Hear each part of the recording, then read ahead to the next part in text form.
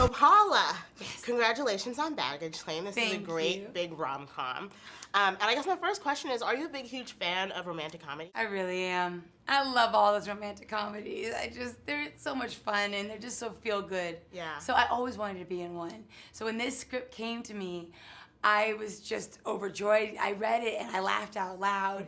And then I remember I forced my husband and my best friend to do like a table read. I didn't even have the role yet. Oh, wow. And I said, isn't this amazing? This is something I want to go after. This was years ago. I was making Just Right with Queen Latifah. Okay.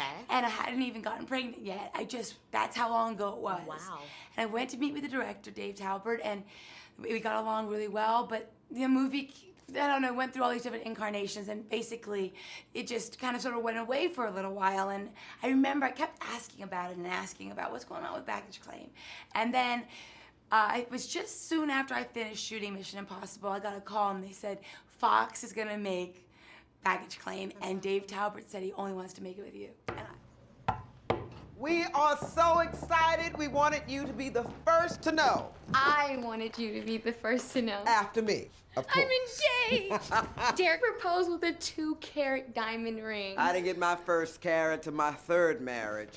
Montana, does this single rose mean you're not single anymore? it's nothing.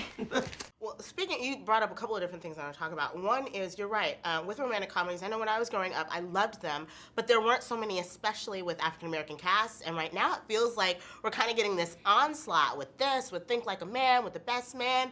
Talk to me about what it was like working with all these different characters and like such an amazing Black cast. The movie is what it is because we have this great ensemble. I mean, amazing actors, beautiful actors, both men and women, that, you know, and everybody felt passionately about the film and thought that it wanted to make it great. So everybody came with their A game, gave it their 1,000%, you know?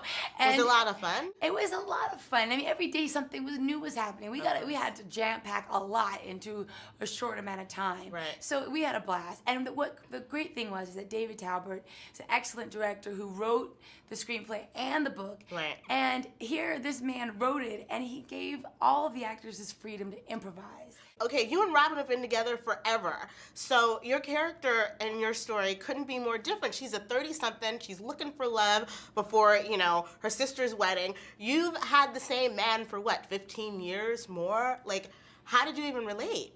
First off, I don't think you have to relate to play a character. That's true. That's the fun of being an actress. I mean, you know, I wasn't a school teacher and I wasn't a lesbian when I played Precious, but that's the joy of acting. Yeah. But I always do try to find some piece of myself that's like the character I'm playing. And I definitely related to Montana. I mean, listen, who doesn't want love? Who doesn't want to feel love and all that excitement? Yeah.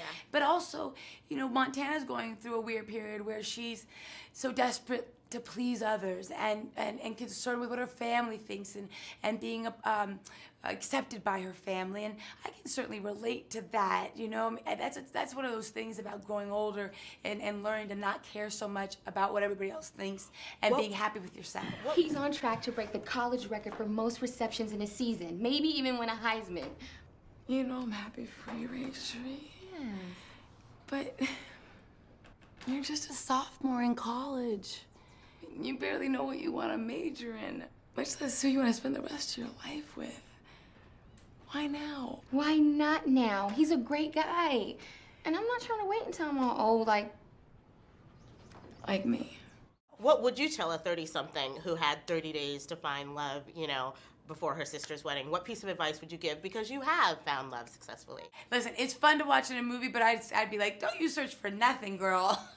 Enjoy your life, be happy with what you have, love yourself, and everything will fall into place. Well, that's where we're going to have to leave it. I think that's great advice. Thank you so much, Ms. Paula Patton. Thank you so much. Thank you for a wonderful movie. Oh, I appreciate that. Thank you. Thank you for coming out today. Yes, ma'am.